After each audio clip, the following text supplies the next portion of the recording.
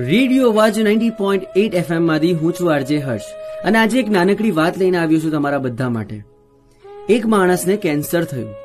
ખબર પડી ત્યારે તે છેલ્લા સ્ટેજમાં હતો. આ માણસની ઉંમર હતી ફક્ત 36 વર્ષ. કોઈ દિવસ ગુટકા ખાધા નહોતા, સિગરેટ, બીડી, દારૂ, કોઈ જાતનું કોઈ વ્યસન નહોતું. રોજ કામ કરે અને તંદુરસ્ત શરીર રાખતો. નખમાં પણ રોગ નહીં.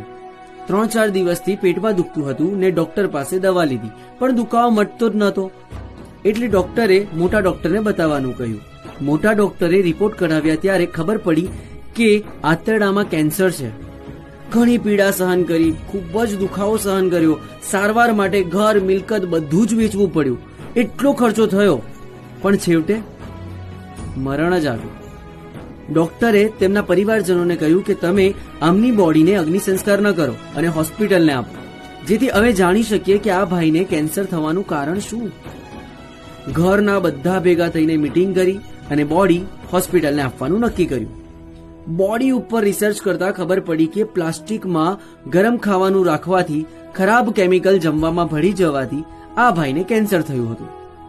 આ રિપોર્ટ ડોક્ટરોએ તેમના ઘરવાળાને બોલાવીને બતાવવામાં આવ્યો અને તેમને આ ભાઈના ખાવા પીવાની ટેવ વિશે પૂછવામાં આવ્યું.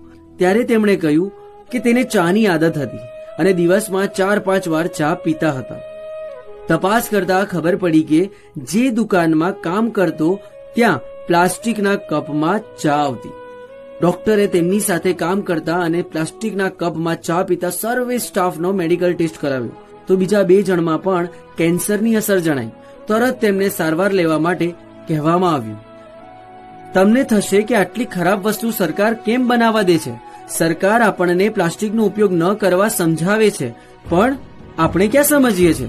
હું પોતે પણ કહું છું, આપણામાંથી ઘણા પોતે તો પ્લાસ્ટિકમાં જ ચા પીવે છે અને બીજા મિત્રોને પણ પીવડાવે છે અને અજાણતા કેન્સરને નોતરે છે.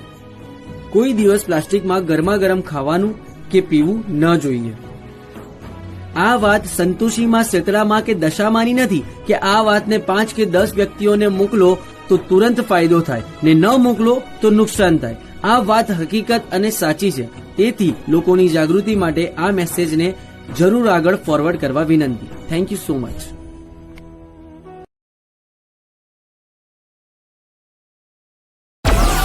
Download Moj.